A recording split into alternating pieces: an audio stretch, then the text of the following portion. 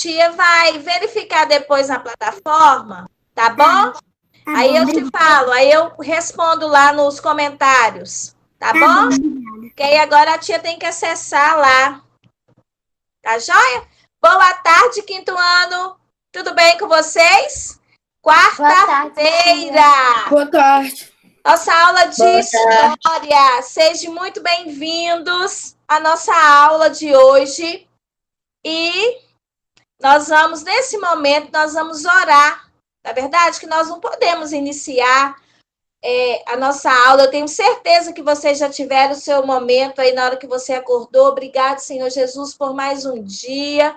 Primeira coisa que nós temos que fazer no nosso dia é agradecermos ao Senhor por mais um dia de vida. Porque até agora o Senhor tem nos sustentado, o Senhor tem nos ajudado, o Senhor Jesus tem sido conosco e Ele será conosco eternamente.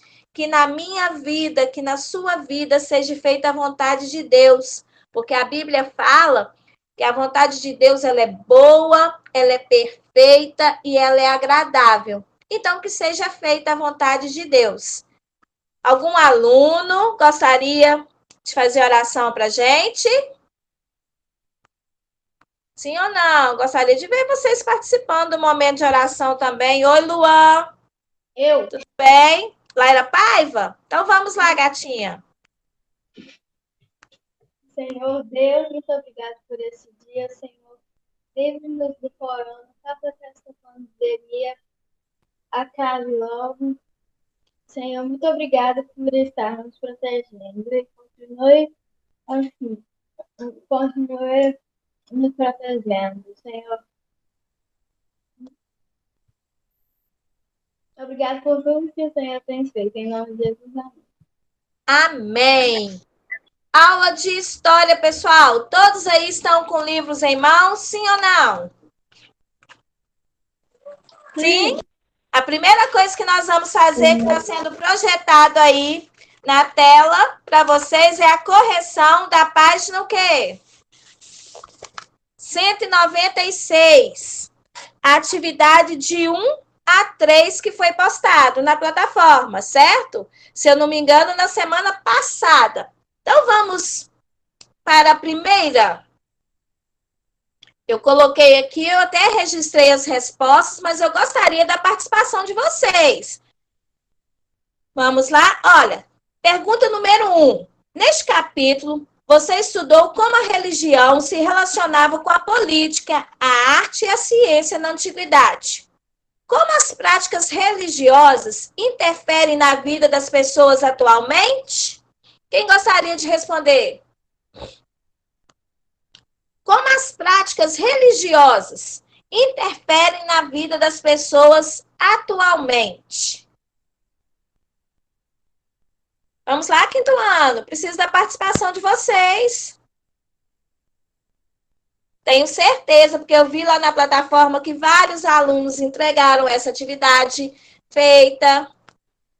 Tia, eu escrevi no cotidiano das pessoas, no modo de falar das pessoas, no modo de ser das pessoas. Isso aí. Que página mesmo? 196. Oi, Rogério. Tudo bem, Rogério? 196. Então, a gente vê mesmo a interferência da religião nas atitudes do nosso cotidiano, como ir ao templo. Nós não vamos ao culto, à missa, nós não temos esses costumes de comemorar feriados ligados à religião. Nós comemoramos o quê? A Páscoa, onde é a ressurreição de Cristo. Eu não comemoro com a ressurreição de Cristo, eu comemoro, mas como Páscoa mesmo, eu não ganhei ovo de chocolate. Ok, não, mas a Páscoa, Nicole, é a ressurreição de Cristo, certo? A Páscoa não tem nada a ver com os ovos de chocolate, não. Ah, tá, porque eu não comemoro. Tá. Nós temos o Natal também, que é um feriado que é comemorado o nascimento de Jesus. Então, essas são as interferências que a religião ela traz nos dias de hoje. Alguém mais gostaria de compartilhar, pessoal? Isabela, tudo bem? Alguém mais gostaria? de compartilhar a número 1? Não? Então, podemos ir para a questão 2. A questão 2 está falando assim. No Egito Antigo, o faraó era o governante. Quais eram as principais funções do faraó? Quais eram as principais funções do faraó? A Laira José respondeu, né? Eles eram chefes supremos do Antigo Egito, eles eram responsáveis em comandar a sociedade egípcia, tendo totais poderes para gerir na política, vida religiosa do povo. Isso aí, Laira. Tia, posso ler o meu? Sim. Eles eram responsáveis em comandar a sociedade egípcia, tendo totais poderes para gerir na política, sendo considerado um deus. Isso aí. Alguém mais? Gostaria? Sim, pode sim, Pedro Paulo. Cuidar da vida política e religiosa. Era chefe supremo sobre todas as pessoas. Ah, ok. Quem mais?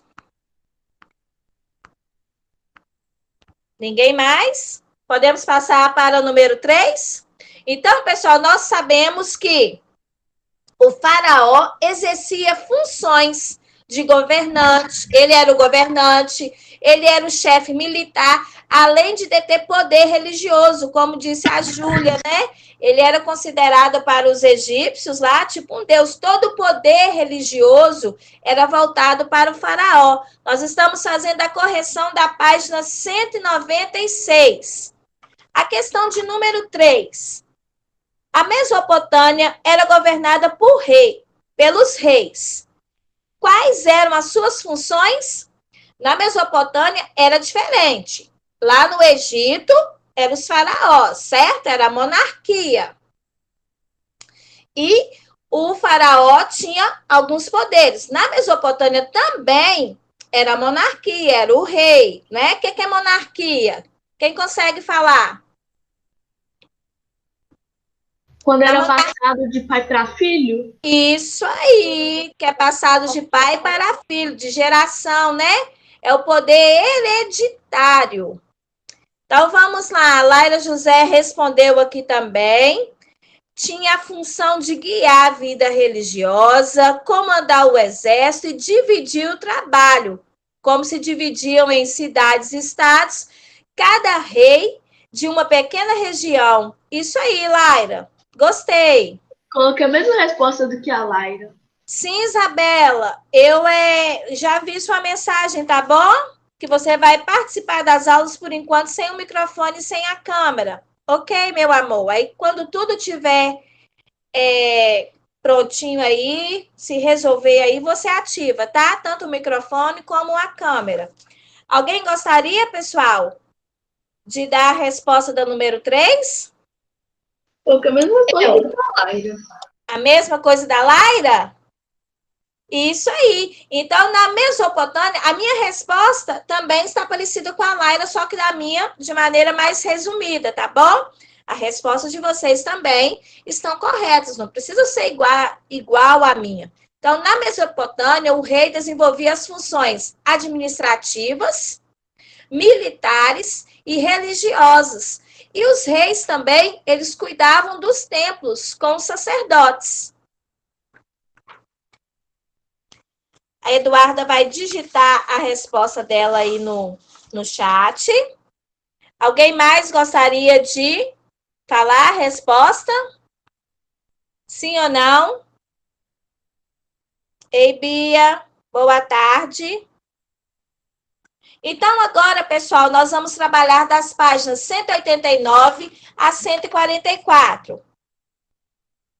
194, 144. É, 194. De 189 a 194. Então, vamos lá para o nosso livro, página 189. Vou projetar aqui para vocês, só um minutinho, mas que vocês também estejam com o livro de vocês, certo? O meu aqui deu uma saidinha, pessoal, mas ele vai carregar de novo. Se Deus quiser, espero aqui. Estou projetando aqui, tá, pessoal? Já estava aberto aqui para vocês. Mas aconteceu isso. Então, nós vamos lá. Semana passada, nós falamos sobre... Nós estamos na página 189, certo? 189. Semana passada, dos vários assuntos que nós falamos sobre o estandarte de U. Quem lembra o que é o estandarte de U? O que era o estandarte de U? Era uma arte com vários trabalhadores e os faróis. Isso aí, era uma caixa, não é verdade? Uma caixa de madeira decorada, com figuras de pessoas humanas, né? Que teria sido produzida há cerca de 2.600 anos antes de Cristo. Nessa caixa, pessoal, provavelmente nela existia o quê? O que poderia ter dentro dessa caixa? Ela servia para fazer o quê?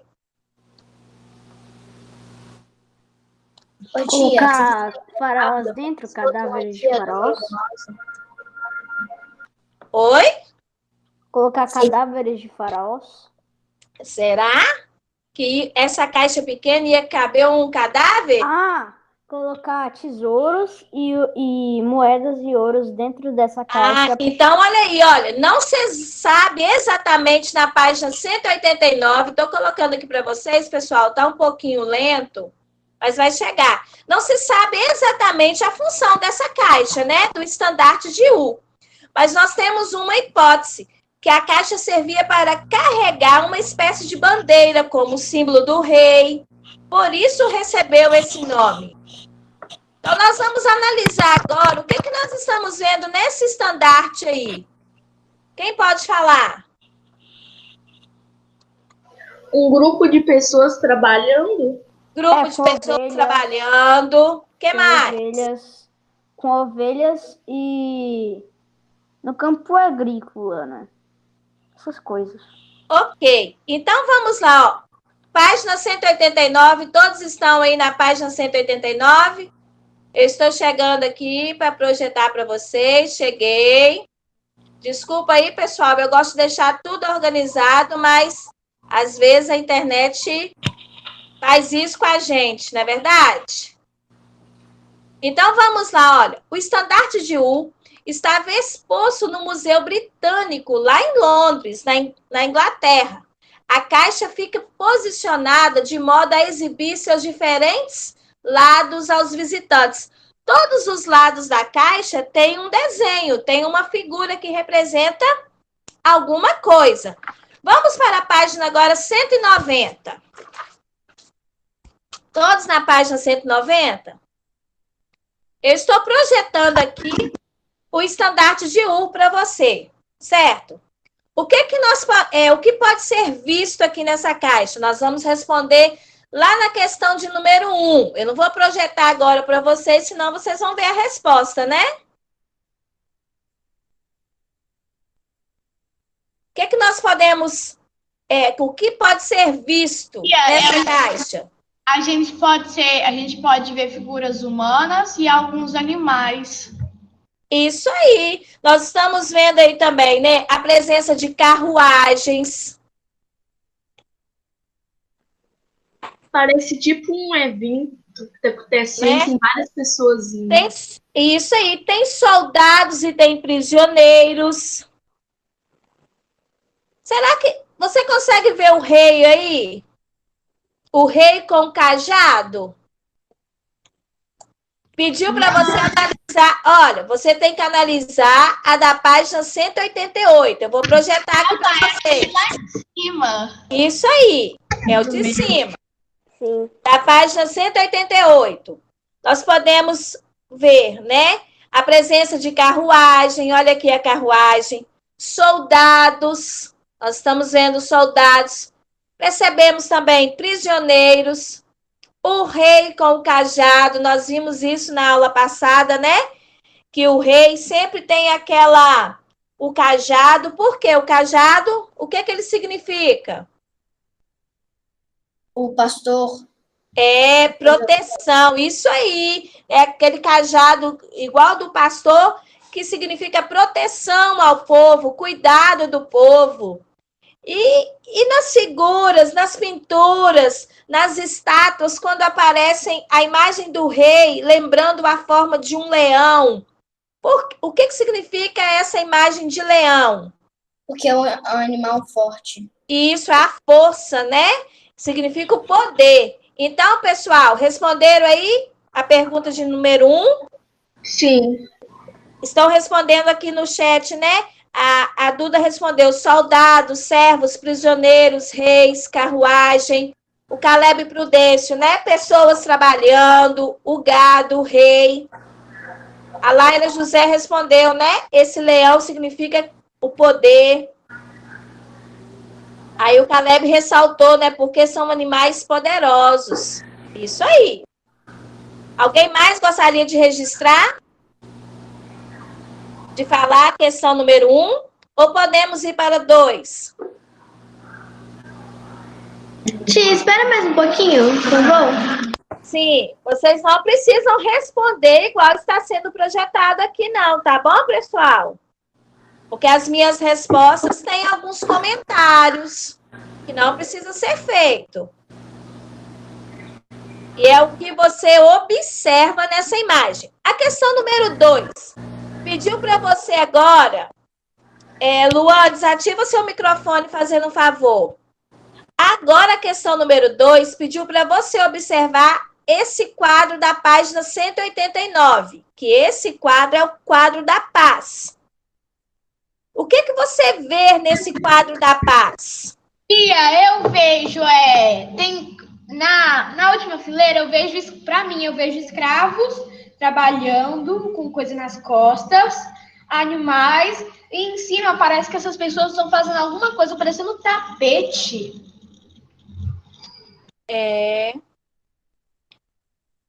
Isso aí, Posso falar Emanuel? Sim, Pedro, pode falar. Pessoas trabalhando com costura, animais e escravos trabalhando. Isso aí. Quem mais? A gente pode ver, né, igual vocês falaram, pessoas trabalhando, né, na agricultura. Se tem esses animais, eu penso também que pode ser a pecuária. Aqui em cima a gente está vendo o rei sentado aqui, ó. O rei está rodeado de pessoas. Ele pode estar assistindo uma apresentação de canto, né? Essas pessoas, ó, umas estão tocando aqui, tipo com aquela harpa. Alguém mais gostaria de registrar? Nossa, tia, eu viajei, eu pensei que estavam fazendo tapete, mas não, estão sentados. Viajou? Pessoal, então na nossa aula de hoje faltou Arthur, Ana Luísa e Ronaldo, né? Não estou vendo os 3 aqui. Se por acaso eles entrarem aí, vocês me dão um oizinho. Então, vamos lá, pessoal. Na número 2, foi o que vocês disseram mesmo. Pessoas, escravos trabalhando em diversas coisas. Isso aí, Laira Paiva. Ótima participação de vocês. O número 3 está pedindo para você explicar como a religião influenciou a arte egípcia e mesopotâmica. Como que a religião influenciou?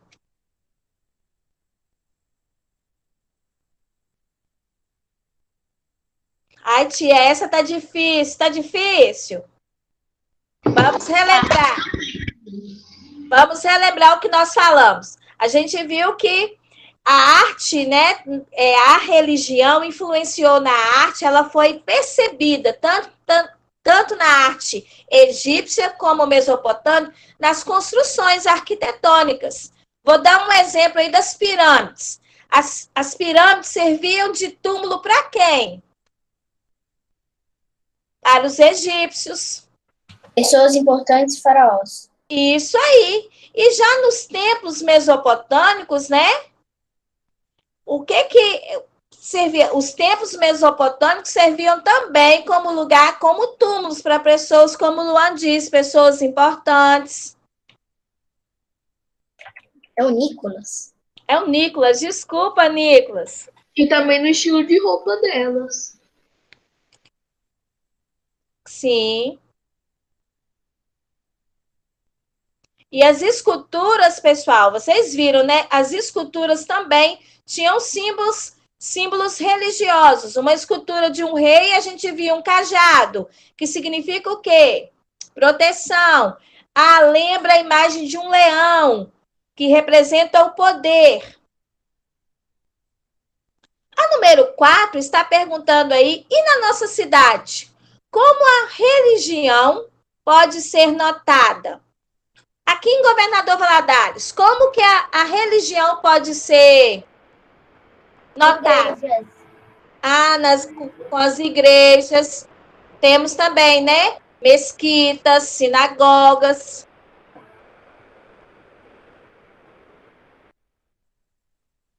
E como mais? A gente observa, sim, não é verdade? Na nossa cidade, que a religião ela pode ser notada. Olha a quantidade de igrejas que tem na nossa cidade. Em tempos religiosos. Né? Oi? Em tempos religiosos. Isso aí, templos religiosos. Oi. Oi, Manu. Uma vez meu pai me disse que Governador Valadares foi nomeada como a cidade mais religiosa. Sim. Governador Valadares, ela foi feita uma pesquisa, Manu. Que as pessoas são muito religiosas. Por exemplo, no meu bairro Santa Rita, você vê também, olha, só de igreja católica, que se eu não me engano, são 3. Né? Tem a Sagrada Família, tem umas outras 2. São 3 ou 4. Igrejas evangélicas tem demais. Oi, Manu. Agora eu me lembrei, que como você disse do seu bairro, Santa Rita, eu lembrei que a religião pode ser presenciada também em bairros. Eu morei já num bairro, como você disse, você morou no bairro Santa Rita, e eu já morei num bairro Santo Agostinho, que são todos santos. Nos nomes, dados aos bairros, nos nomes dados ao bairro, né? Então, teve sim influência, né, da religião. Tia, só que no meu bairro já tem 4 igrejas, tem 3 evangélicas e uma católica. Pois é a religião crescendo aí, né? Agora nós vamos ver a importância dos registros para o estudo histórico. Esses registros são importantes para a gente, sim ou não? Sim. Sim? Por quê? Por que esses registros da antiguidade são importantes para a gente? Para o estudo histórico, na verdade. Quem pode falar? Sem esses registros, nós saberíamos o que tinha acontecido no passado? Pra gente saber o que aconteceu, como é que foi. Pra gente Isso aí, né, Nicole? Nós estamos vendo aí, olha, a foto de uma múmia. Essa foto foi tirada em 2015, lá no Museu Britânico em Londres, né? Na antiguidade, a ciência e a religião estavam relacionadas.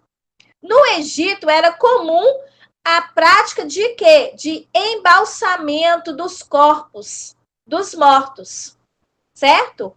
Que era o quê? Esse processo de embalsamento era também conhecido como mumificação, são as múmias. Porque lá no Egito, eles acreditavam na vida após a morte. Os egípcios tentavam preservar o corpo mesmo dos seus mortos. Igual no México, né, tia? Igual no México, eles acreditam também.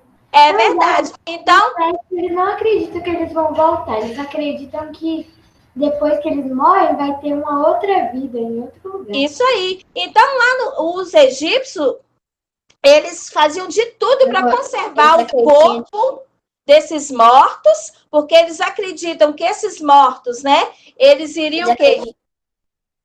Fala de novo, Nicolas. Eles acreditam que vai existir uma vida após a morte. Isso aí. Eles vão para um outro mundo. Mas eles vão precisar desse corpo, por isso que eles faziam, né, esse cuidado todo, transformado em mumificação, né? Olha para vocês verem, gente. Aí nós temos aqui essa imagem dessas múmias, certo? Vamos agora para a página 191. Todos comigo, por favor. Então, eles acreditavam, pessoal, que esses corpos, os mortos, iriam precisar desses corpos quando eles o quê? Voltassem à vida. Então, eles faziam esse processo que contribuiu para que os egípcios, né, identificassem doenças e desenvolvessem técnicas para tratá-las. Ô, tia, Oi. se tipo, no Egito tivesse alguém que não acreditava nesses trecos aí, no Egito, ele era morto? Tem coisas que é assim. Nicole, eu acredito que nessa época aí do Egito Antigo, era a religião deles, porque eles eram ensinados, doutrinados na religião deles, então eles não conheciam outra religião. Entendeu? Entendi, nossa. Não somos como nós, por exemplo, os egípcios, por isso que deu o quê? Você lembra lá, quando o faraó, o povo israelita, né, foi ser escravo no Egito, e Moisés foi usado para libertar o povo? Todo o Egito, ele servia ao faraó como um Deus, como um poder absoluto. E o povo de Deus, os israelenses, eram escravos. Mas lá, né? Então, assim, eu penso que todos que eram egípcios foram criados nessa doutrina, eles acreditavam sim. Certo? Então, vamos lá, olha. Lê para mim aí, por favor, alguém, o que está escrito nessa parte azulzinha do livro aí, fazendo um favor. Posso ler, tia? Pode, Manu. O acesso ao cuidado médico era controlado de perto pelo governo no Egito Antigo. Havia institutos que treinavam os médicos, que eram educados segundo um currículo específico.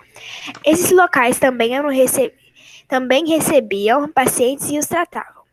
Havia manuais médicos, nos quais eram registradas doenças e tratamentos.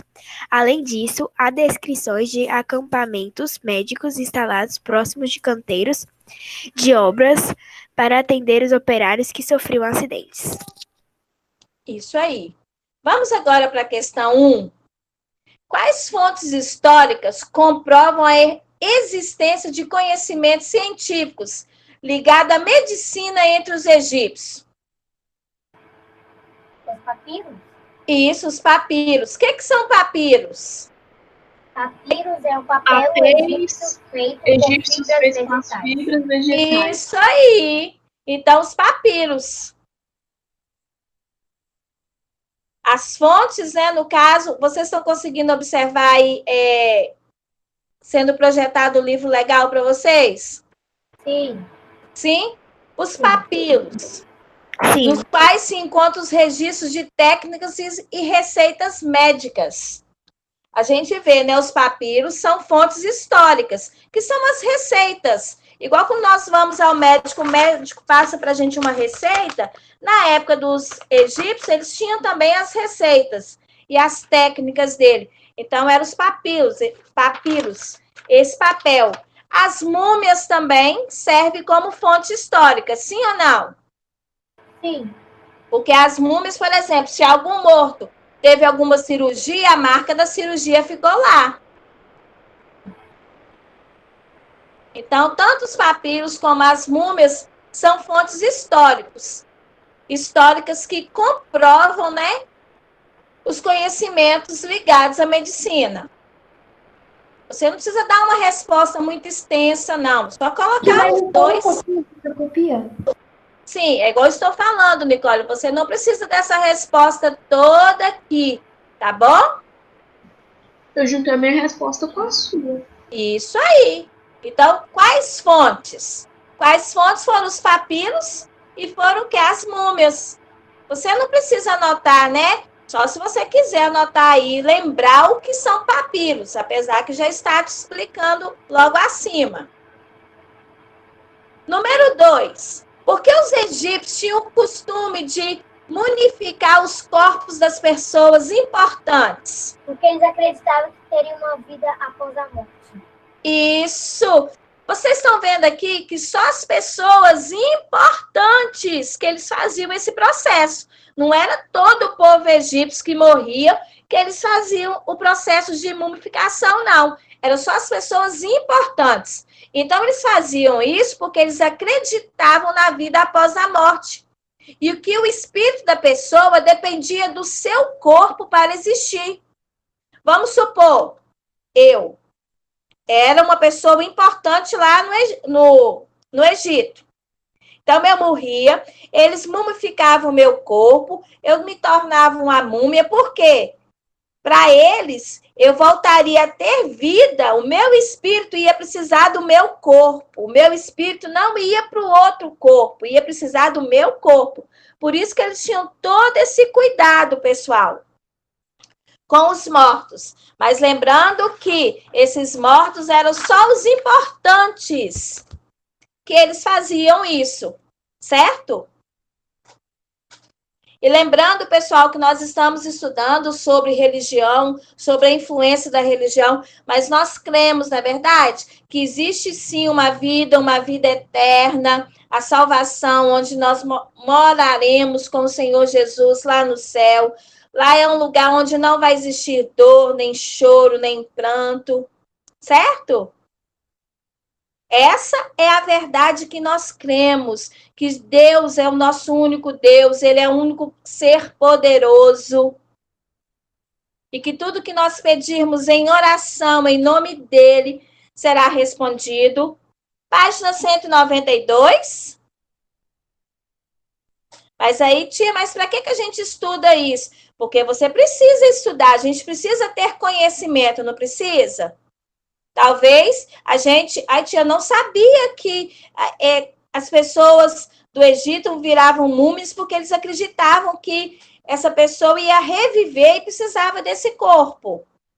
Página 192. Também porque se alguém da nossa sala virar pesquisador...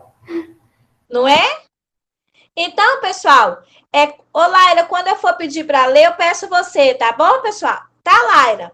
Na Mesopotâmia, eles tinham uma necessidade de registrar o grande volume que era entregue aos templos. Vocês lembram que lá na Mesopotâmia a gente falou que tudo que eles produziam era entregue lá nos templos para os sacerdotes? Então, eles tinham a necessidade de registrar tudo aquilo que eles produziam e levavam para os templos. Aí os sumários desenvolveram a escrita, como nós vimos lá no primeiro caderno, né? Esse aqui, os povos sumários também tinham seu sistema de registro de informação, como na imagem. Olha essa imagem aqui. Essa imagem representa o quê? O que está falando aí? É pedra com registros da escrita. Nós conseguimos ler o que está sendo escrito aí? Não. Não, não é verdade? Só que a gente encontra essa imagem lá no atual Iraque, porque era escrita dos sumérios. Não é verdade? Que eles usavam o quê? Muitos símbolos. O que será que está aqui, hein, pessoal? Nós vimos também, pessoal, que os sumérios, eles observavam os astros. O que são astros? Astros. Estrela? Isso. E passaram a aplicar métodos matemáticos para compreender as mudanças percebidas, né, no movimento da Lua e dos planetas. Então, eles observavam o movimento da Lua, o movimento do planeta, as estrelas, e aplicando na matemática a observação dos astros. Eles determinavam o período do movimento do Sol, eles previam o eclipse, verificavam que os planetas, né, encontrados sempre em uma mesma região no céu. Então, eles faziam tudo isso observando os astros. Página 193. Assim como os egípcios, os mesopotâmios eram o quê? Polietistas. Quem lembra o que era polietistas? Que foi falado? Que acreditava mais em Deus. Isso. Tanto os egípcios como os mesopotâmios, eles acreditavam em mais de um Deus. Nós acreditamos em um Deus todo-poderoso que fez os céus e a terra, que a toda honra, toda glória seja dada. Mas os egípcios e os mesopotâmios, eles acreditavam em mais de um Deus. De acordo com a crença deles, a doença, a saúde, tudo estava relacionado aos deuses. Casos de doenças eram justificados como castigo, representando desgraça ou fúria dos deuses. Se eles ficavam doentes, eles pensavam assim, o Deus tal está me castigando porque eu fiz isso errado. Deus eu estou doente por causa da fúria dos deuses. Então, tudo para eles, os egípcios e os mesopotâmicos, eram ligados à religião e envolviam os deuses.